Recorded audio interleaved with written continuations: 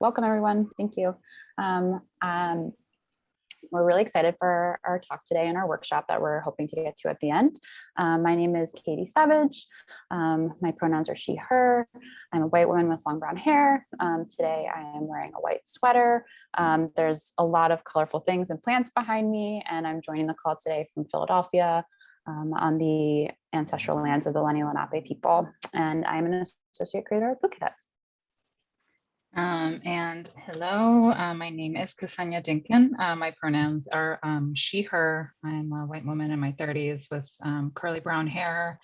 I'm wearing a black shirt today, sitting in my home office / dining room in Northern Delaware, which I want to acknowledge as the ancestral Lenni Lenape lands as well. And my role currently is I'm a senior narrative strategist at Blue Cadet. Great. And we included this photo of us back in the time when we were in the office at Blue Cadet, and we would match unintentionally so frequently we actually needed to plan our outfits today to make sure we didn't match. But Ksenia and I have been working at Blue Cadet for the past few years, and Blue Cadet is an experience design agency that works both in across like digital and physical environments. And we partner with a lot of museums and institutions to create different exhibits and experiences. As we've been working together the past few years, obviously we have different roles. I come from a design background, Ksenia comes from content and narrative background. And we found ourselves working a lot on early phases of concept and strategy for different projects with different partners. And we've developed a lot of different techniques over the years. And as we've been kind of reflecting on our time and our work together, we did start to notice a pattern of a lot of these different tools having a lot of similarities with different literary devices. And that has kind of become now a big part of our practice and what we do. So today we just kind of wanted to share with you some areas where we see this at play and in our own work. And then we really want to spend some time with a fun workshop at the end.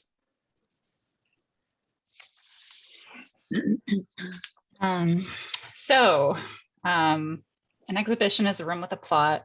You know, this idea I think has been kind of thrown around a lot. We've always loved this this sort of quote from Abbott Miller because it summarizes in this big little sentence a lot of thinking that people have done over the last decades about, you know, creating narrative within exhibitions. And the sentence works and it's really resonant because, you know, we know that like as human beings, we love stories. Stories are the way that we understand our experience and, you know, our place on earth and in the universe. So this sort of overlay of story and plot in space makes a lot of sense. We don't have to sell it too hard.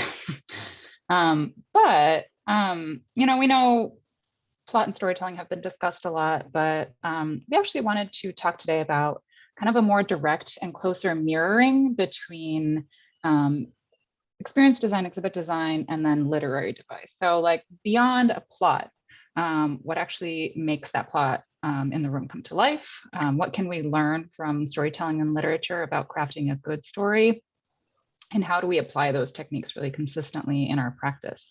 So, you know, beyond just a story in a room, how do we make it a good story in a room? So a few examples, a lot of these terms that you can see up here on the screen are probably familiar to a lot of us from, you know, high school and maybe even middle school. But, you know, we do think that memorial exhibitions have a lot in common with strong writing. Some of these examples are more straightforward and almost like more physical. For example, like a motif. A motif we almost think of as a design system, right? So seeing similar visuals throughout the course of, you know, your visitor journey creates this sense of consistency, this sense of repetition. But some of the techniques, you know, are less obvious and more thought-provoking in our opinion. You know, how can foreshadowing work in an exhibition? How can we foreshadow something? How can we position different things together to create some interesting and maybe like paradoxical juxtapositions? So today, We're actually gonna maybe just take a handful of these literary devices and show some examples of how we've applied them in exhibition practice. And then we'll kind of dive in a little deeper to one of them. So we're gonna look at repetition, metaphor, vignettes, and personification. And as we go through all these examples, we'd really encourage you to use the chat. If there's anything here that we're talking about that, and like a project you've worked on or a project you've seen in the wild comes to mind, like please throw them in there. We'd love to just like see your ideas too and participate. So the first one that we wanted to talk about was repetition. So obviously using a word or phrase multiple times kind of in close proximity to another. And here we're looking at this photo showing these 7 kind of portrait stations at the Bill and Melinda Gates Foundation in Seattle. And each station is featuring a personal narrative video from 7 very different people.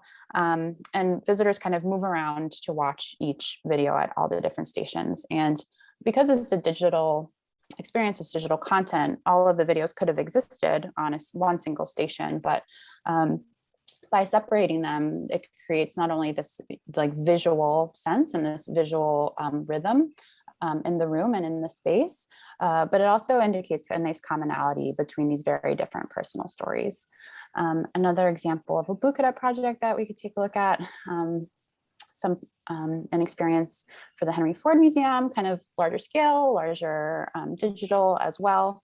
And again, drop any in the chat if you have any ideas in mind too.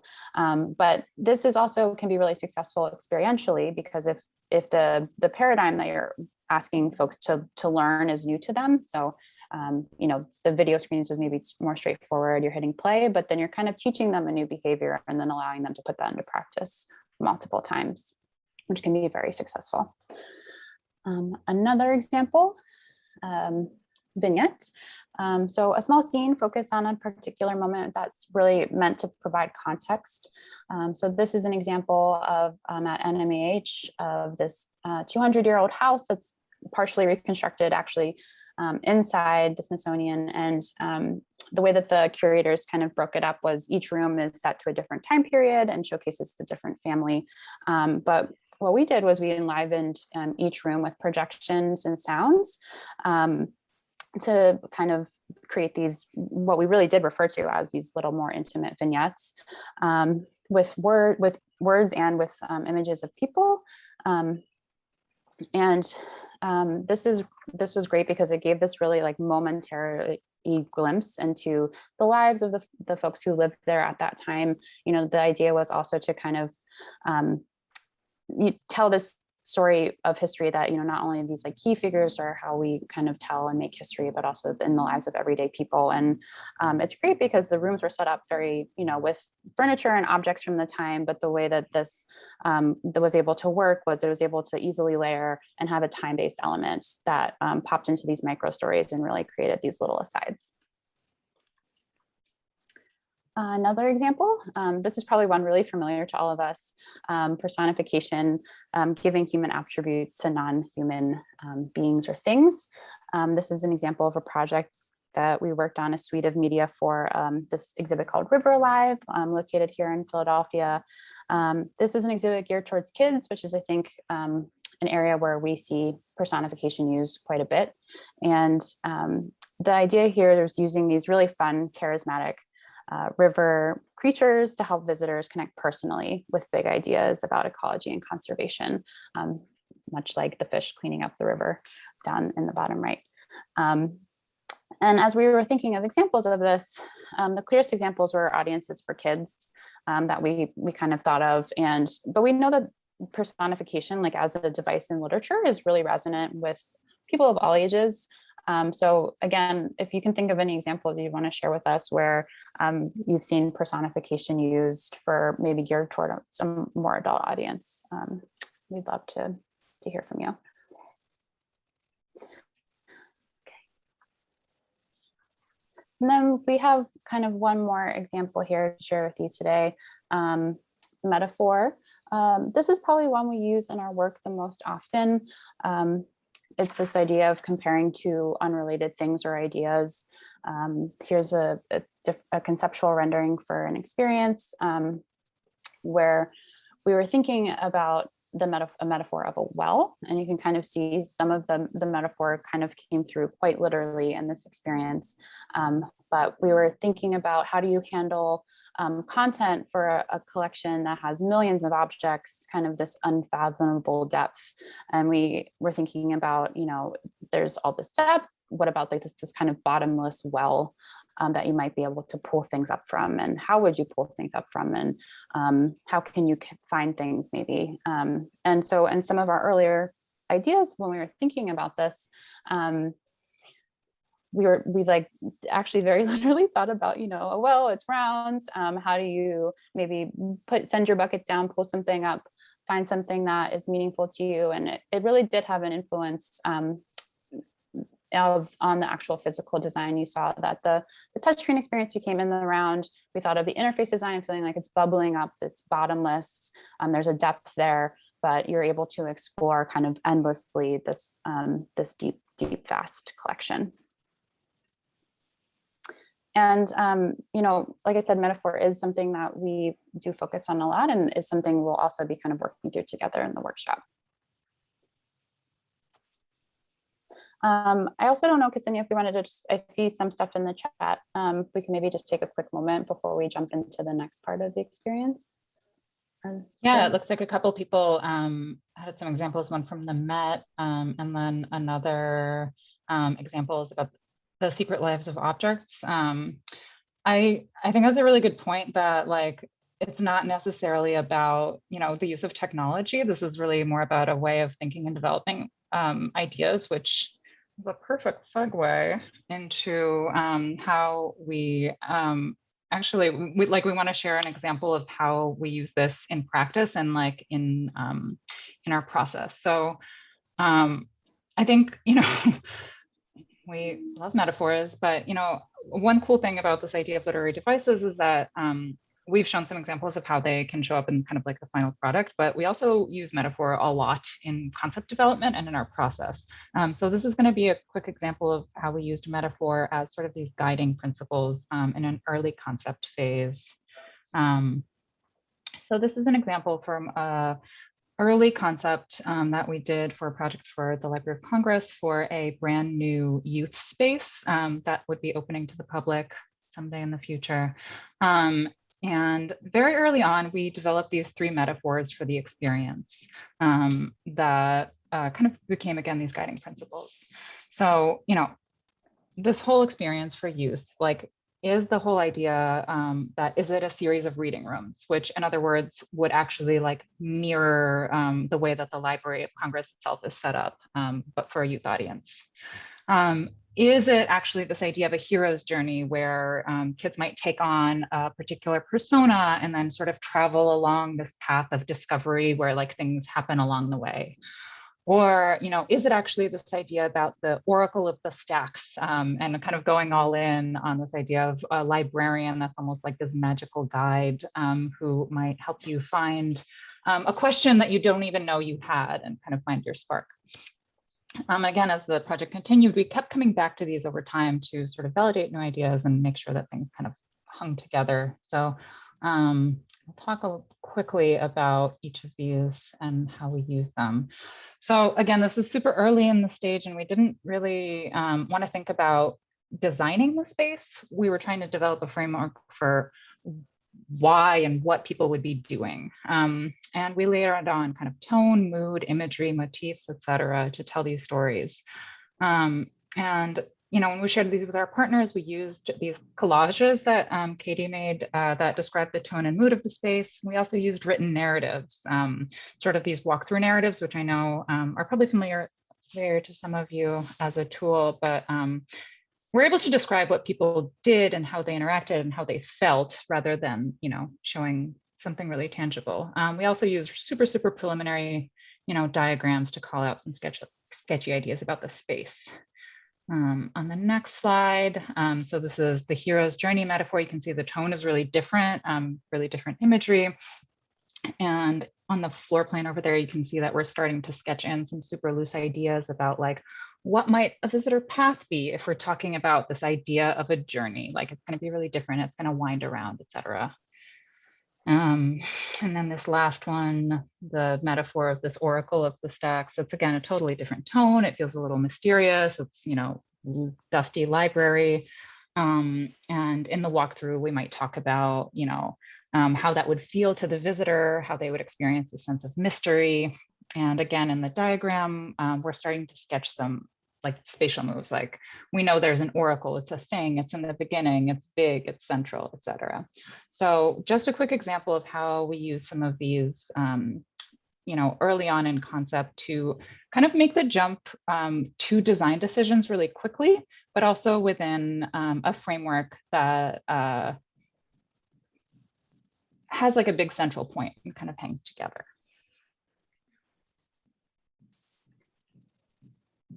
So we have lots of time now for our workshop, which we're really excited about. So we kind of showed you how some examples, how we might kind of in our own process use this, but we thought it'd be really fun to do this together today. So we thought we could put this into practice by applying this to a hypothetical scenario. So the museum computer network. So we thought, hey, what about a pop-up exhibit on computers? So here's our pitch for a speculative exhibit called Computers and Us. Imagine this is a pop-up exhibit traveling around the world. The kind of key audiences that might be included here, families, so people who remember a time before computers existed, people who grew up with computers, people who are kind of almost in like post-computer world on their iPads, their phones all the time, people who have very different relationships to this. And if you have like a piece of paper or a pen handy, that would be great. Then you could follow along. If not, totally fine too. You could take screenshots and kind of save it for later. But if you do follow along, we'd love to kind of see anything that you create today. That would be really amazing too. So we're going to have this pretend scenario, and we're going to now generate some ideas and concepts for an exhibit.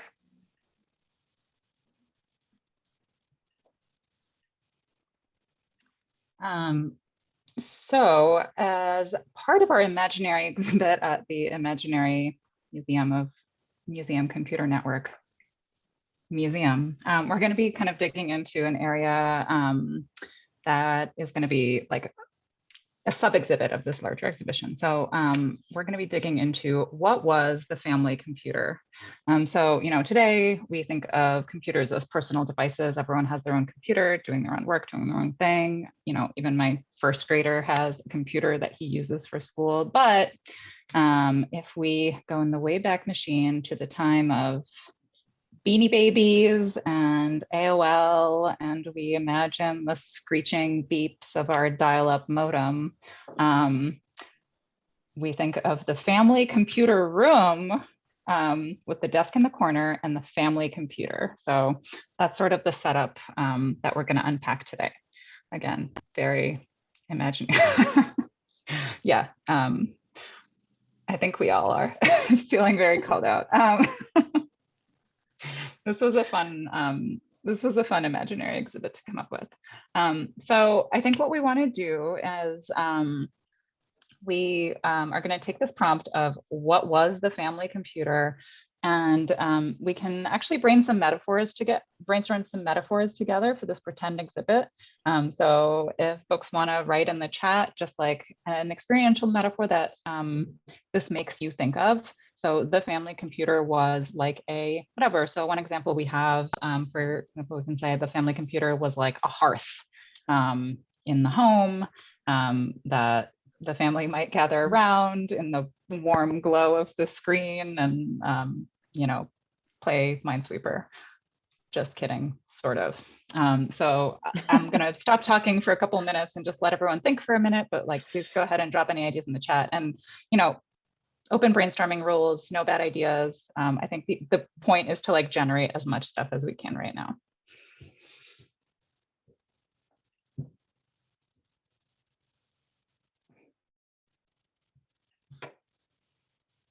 Oh, these are great.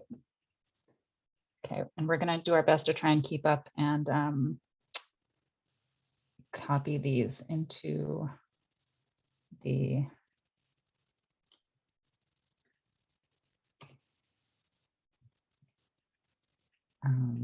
to these little squares.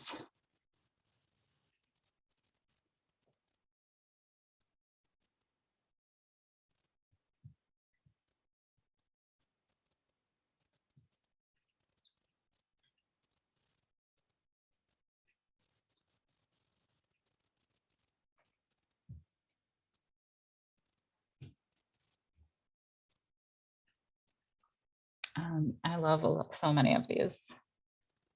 I just want to make sure that we're keeping up with getting these in here.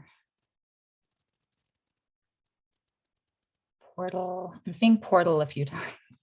Get off the computer. I need to make a phone call. I love dinner table. That's great.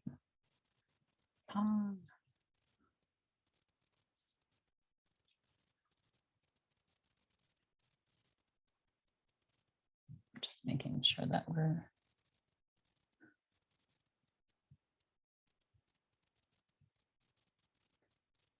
capturing all of these.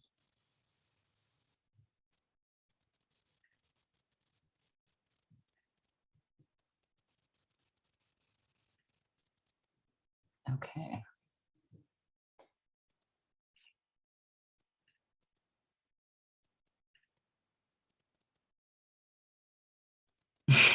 That's amazing, Allie. Also, like, kind of a good idea. A window. I love that. Window to the world.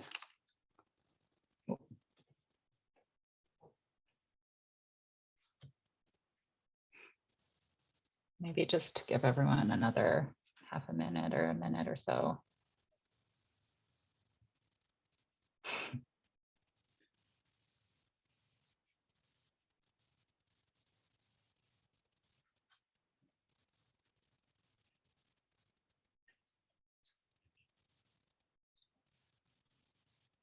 Katie, I'm going to make us a couple more stickies.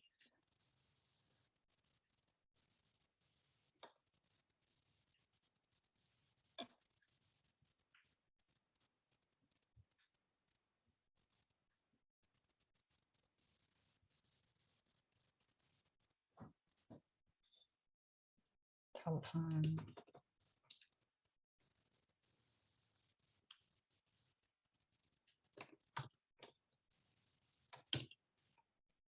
Oracle.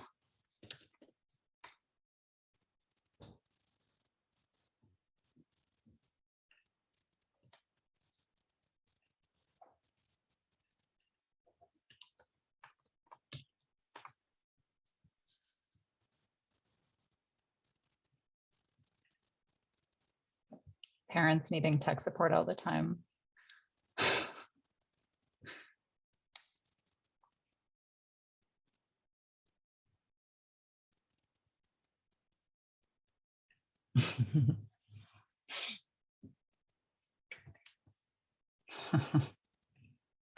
A questionable oracle.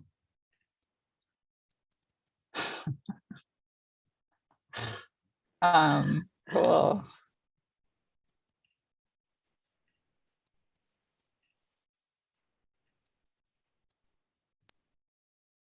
Something that needed patience. That's interesting. Something that sort of needs care. Do we have a few more to add, or did you? These are all great, everyone. Thank you so much. Maybe we should just pause for a second and sort of like review what folks wrote. Yeah. In the next piece of this, we're gonna ask everyone to sort of choose one that they think is interesting and do something with it. So if anyone has any reactions, responses, something that like you want to kind of +1, let us know either in the chat or feel free to unmute.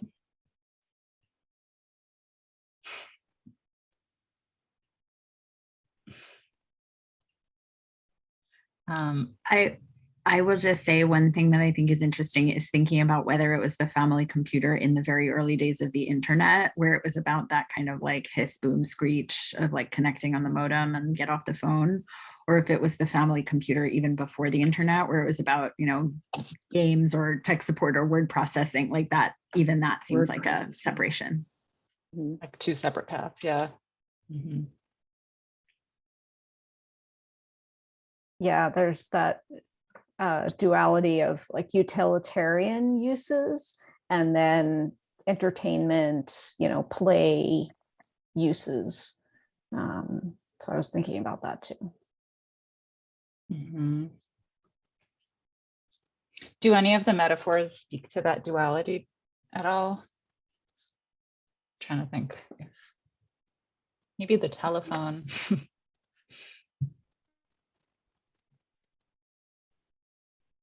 Yeah.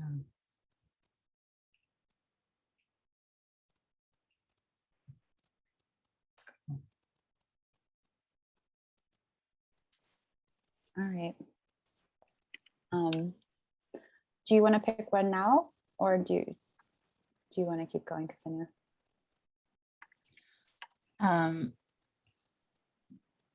Maybe we can keep going and sort of show the example, and then folks can pick their own. Yeah. Okay. So then the next step in this, and this is where your paper and pen or pencil would come in handy, is you could actually draw this grid on your piece of paper, and we're going to fill it out and show an example of how we would have filled it out too. And you can, simplify to metaphor, feel, do, components. But this would be kind of how we would start thinking about this metaphor.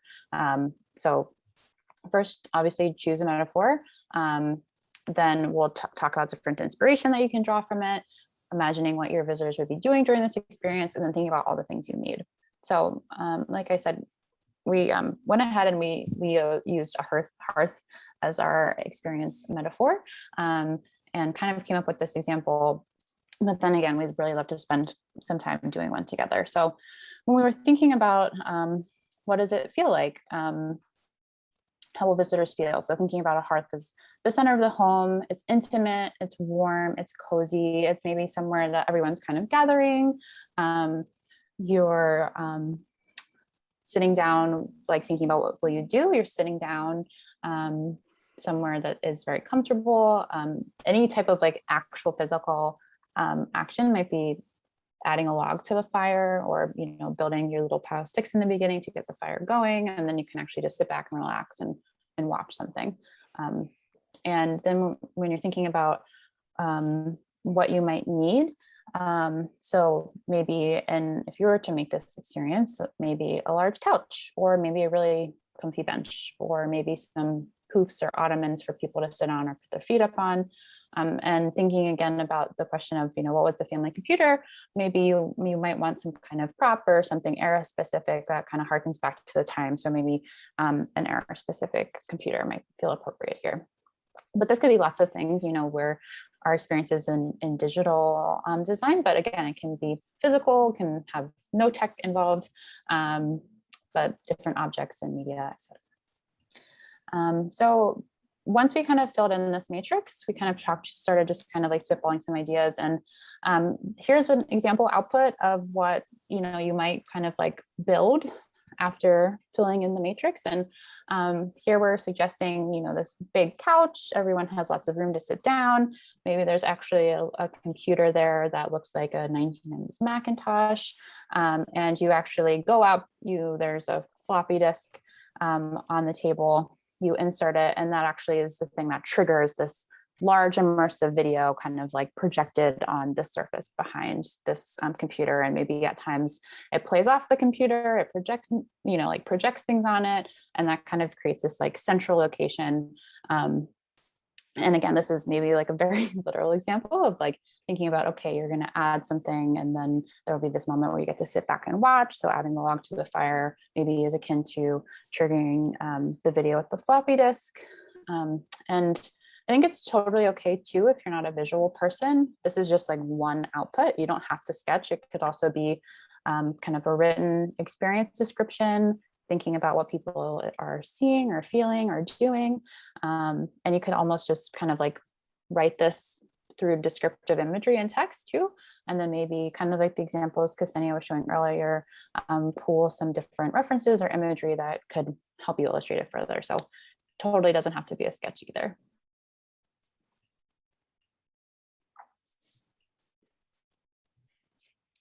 I'm writing in. Sorry, I'm just reading a comment from the chat.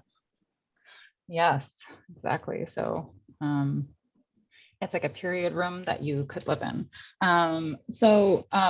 You know, the hearth example that Katie just shared, this was literally the first, as we've been talking about, was the first idea that came to mind, and we kind of challenged ourselves to see if we can like run with it. Not because we thought it was like a great idea, but just because the goal is actually to generate like a ton of ideas. And as we go through this process, this is a process we actually use. You know, we don't usually use the grid in this particular way, but to generate lots and lots of ideas, and the interesting things tend to percolate and bubble up.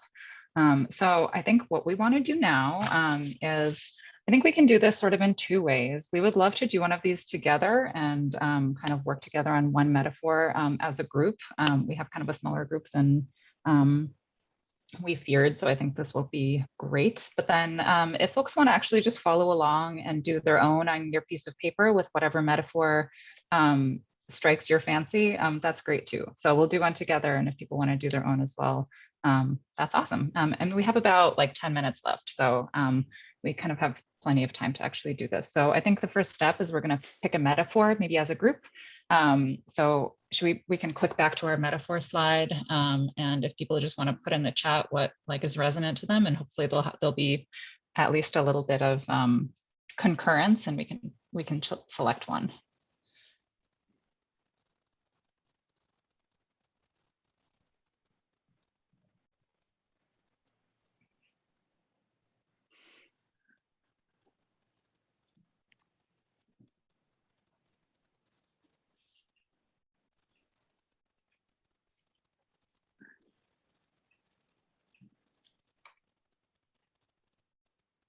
Any ideas that people like? I think the portal came up a few times in the chat when we were initially doing this. Someone said Oracle is interesting. I like Oracle as well.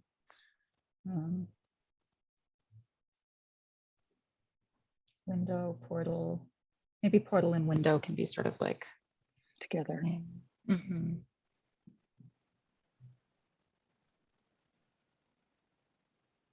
Should we try like a portal window? Yeah, let's do that. Okay. Combo. And again, if someone wants to do a different, you know, metaphor on their own, that's awesome. We just wanted to do one together as well.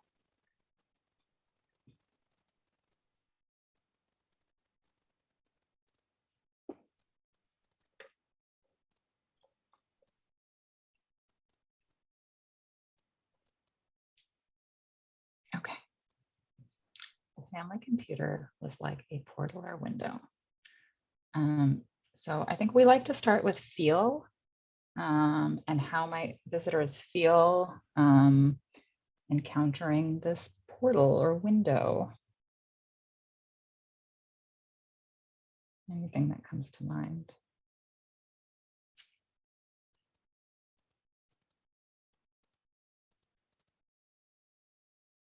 Sense of wonder or confusion. Yeah, I would second that. Optimistic, curious, curiosity.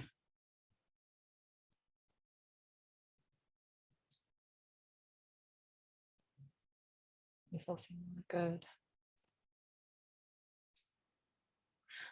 I like the idea of confusion as a deliberate sort of move experientially. That's interesting. Curiosity and empathy, ready to explore.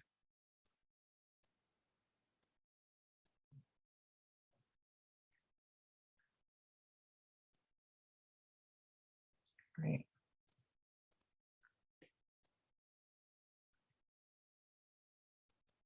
The next one we can go try the do.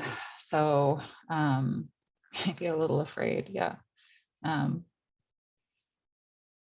a little worried, a little afraid.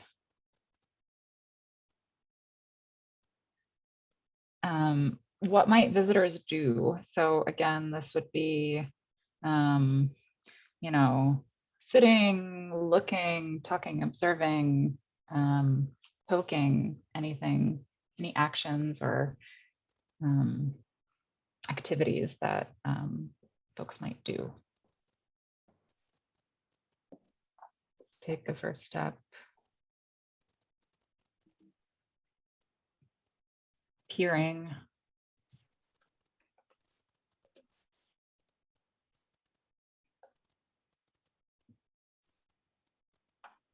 Oh, that's cool. Writing a simple program.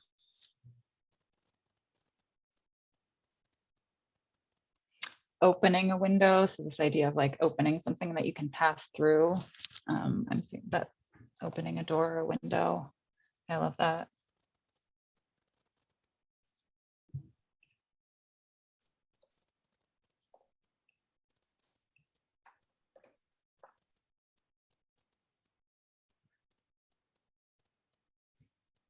Maybe thinking about a portal, that's something you like step through, could be something.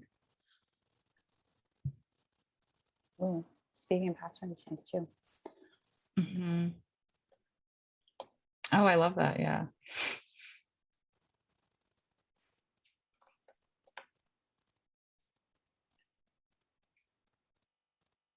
Creating physicality and stepping through, navigating a maze. These are really great.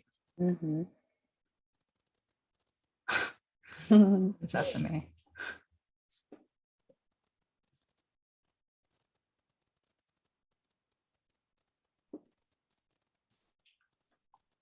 The password is.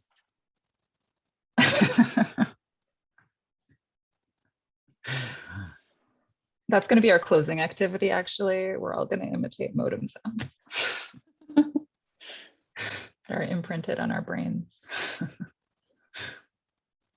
Cool. And lastly, the components. I actually wonder if we want to each sort of think about this independently because we can really go in a lot of directions with this. So thinking about like what this could actually be and come together. Yelling. I love these and AOL. Yeah, thank you all for having as much fun with this as we did.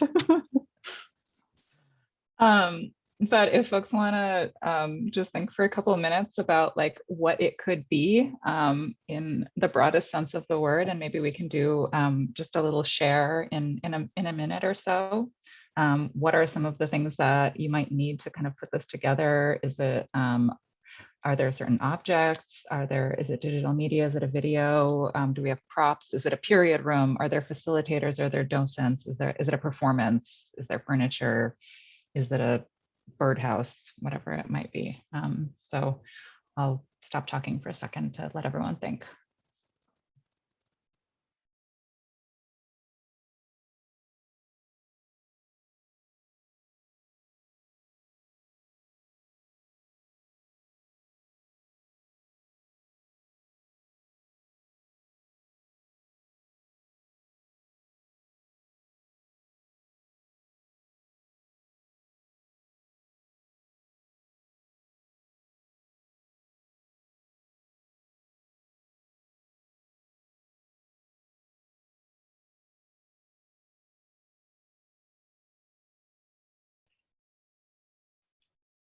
And I should add, if you're a visual person and want to sketch something in your notebook, we can sort of like do a, hold it up for share out. If you write something and we can put it in the chat, either way is great.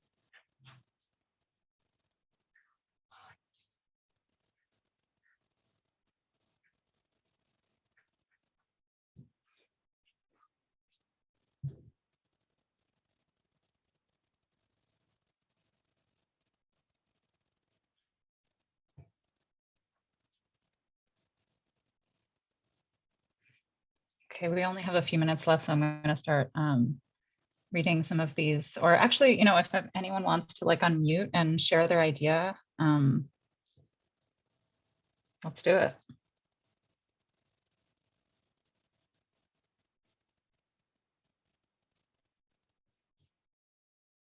I'll do mine. So I sketched this idea of a literal portal that you walk through. The walls are covered with graphics that represent screenshots of people's AOL chat records from the era of the family computer. Rachel, did you want to share?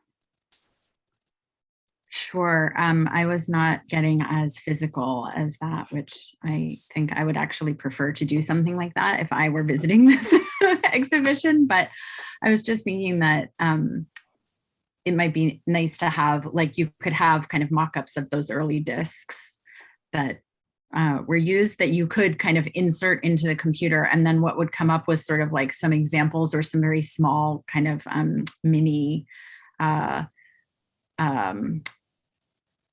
replicas, I guess, of the kinds of activities that were done on early computers. So it's like, oh, you want to learn about games? Okay, here, like insert the disc that says games, and up would come some of the different types of games you could play. Like you could try Pong for a second, you could try, you know, or you could try like word processing. You could put that disc in, and then it was like, this is what it looked like on the screen when it was like white text on a blue background. Or you know, like you could try coding, and it was like, here's how you were writing like very early program scripts, so that it would be kind of like an interactive of what you would use these early computers to do with your family.